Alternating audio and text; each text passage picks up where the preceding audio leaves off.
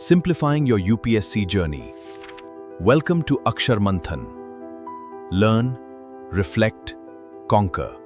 In 1986, during the Pan Am hijacking in Karachi, a 22-year-old flight attendant named Nirja Banot shielded 3 children from gunfire, sacrificing her own life to secure their escape. That reaction, rushing into the line of fire without a fraction of a second spent calculating the odds, is what we call moral intuition. It is a rapid, automatic judgment, driven entirely by emotion and ingrained instinct. Compare that immediate impulse to the Salt March of 1930. This was a calculated, multi-week political maneuver. The long walk to the sea was designed to systematically break a British monopoly and awaken a national consciousness across the subcontinent. The march was a product of moral reasoning. This is the conscious, logical process of evaluating core principles, weighing long-term consequences, and determining a highly structured course of action. Instinct and intuition are vital for surviving a sudden crisis in an airplane cabin. But governing a society or administering a public office requires the structural predictability of moral reasoning. We all possess morals. These are the internal compasses we develop from childhood, shaped by our specific upbringing, cultural background, and religious beliefs. Ethics, on the other hand, operates as a structural science. It is a field of study used to objectively evaluate the rightness or wrongness of deliberate human conduct. As former U.S. Treasury Secretary Henry Paulson observed, in just about every area of society, there is nothing more important than ethics. Relying strictly on personal morals creates a professional liability. Because moral beliefs are subjective, they carry inherent biases that cannot scale to serve a diverse public accurately. To master professional ethics, we must move past our subjective feelings and adopt systemic frameworks. We map this reasoning through what is known as the normative triad. This diagram maps the architecture of normative ethics. It begins at a single point and splits into 3 distinct theoretical pillars: utilitarianism, deontology, and virtue ethics. Let's focus on this first flow path, utilitarianism, also known as consequentialism. Here, human action is fed into a process where the only metric that matters is the quantifiable good produced at the end. Consider the construction of a massive hydroelectric dam. The project displaces thousands of local residents from their homes, but provides reliable electricity and irrigation for millions of people across the wider region. The math favors the majority, so a strict utilitarian views the project as ethically correct. But this calculation ignores the means used to achieve the outcome, often failing to protect minority rights or individual justice.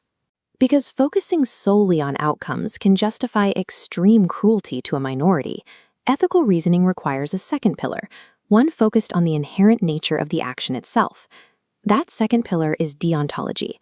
This is a duty-based system, arguing that certain acts are intrinsically right or wrong, regardless of the results they produce. The philosopher Immanuel Kant argued that ethical actions must follow universal laws. If a rule says do not lie, you cannot lie, even if telling the truth causes immediate harm.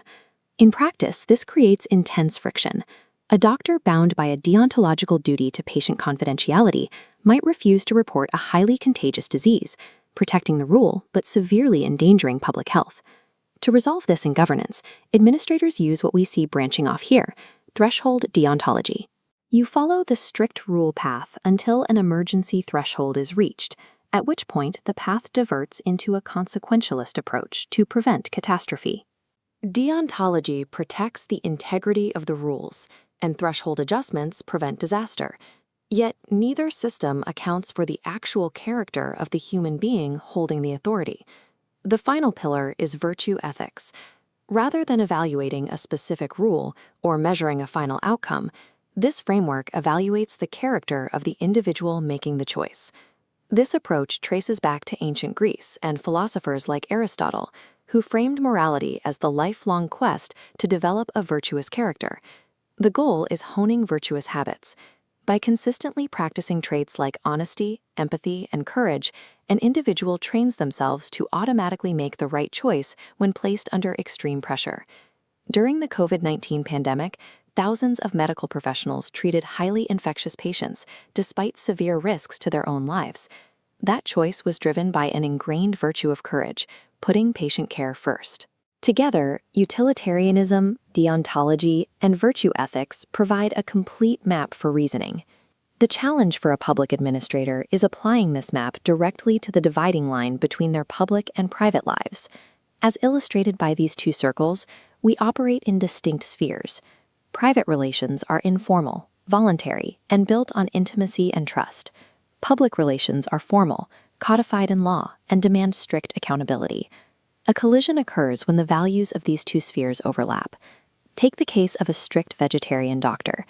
In their private life, they hold a deep moral commitment to nonviolence and refuse to consume animal products. In their public role, they have a patient whose survival depends on a medication derived from animals. To protect the institutional system, the public professional duty must override the private moral boundary. The doctor must prescribe the medication. True ethical integrity in a professional setting requires the discipline to subordinate your personal biases and moral preferences to the formal duties of your office. We can test this framework against modern high-stakes challenges, like algorithmic bias in artificial intelligence. Many machine learning models operate as black boxes. They process massive volumes of personal data and output decisions, like rejecting a loan application, without any transparent explanation of how they arrived at the result. Applying our triad, deontology demands transparency and the protection of user autonomy as a basic duty. Utilitarianism dictates that the AI must be designed to benefit humanity equally, rather than amplifying historical prejudices for the sake of efficiency. Without a structured moral map to govern its design, rapid technological advancement becomes a threat rather than a tool. This is why public life requires a definitive operating system. The Nolan Committee outlines 7 core principles for this: integrity, objectivity, accountability, openness, honesty, leadership, and selflessness. Before accepting the role of Diwan of Mysore, Sir M. Visvesvaraya invited his relatives to dinner to explicitly state he would grant them no favors while in office, demonstrating absolute professional integrity. In a democracy, the ultimate anchor for these actions is constitutional morality. This means adhering to the deeper spirit of justice, equality, and liberty that the Constitution was written to protect. The philosopher Albert Camus noted that a man without ethics is a wild beast loose upon this world. Ethics will rarely hand you a simple answer, but by relying on a rigorous, objective framework, we can eliminate confusion and guarantee that the decisions shaping our society are just, defensible, and built to last.